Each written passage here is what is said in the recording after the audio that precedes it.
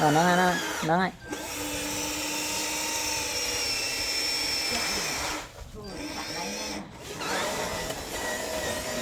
trong ai bị chặn nó prap rồi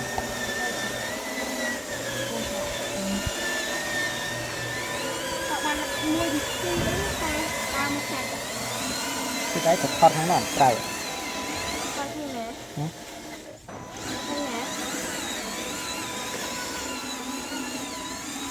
tôi phải từng cùi lửa cùi lên mà ngắt tê kì cùi lạnh mà nó cái chiếc cột nhà vậy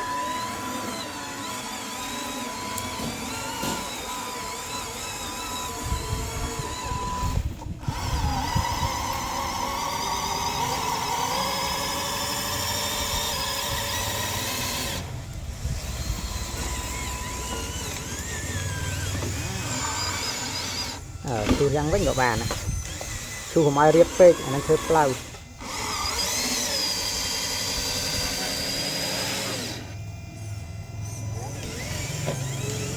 ở con châu chắc con hả cạp đầy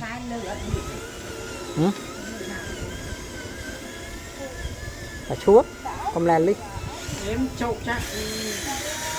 bàn phô năng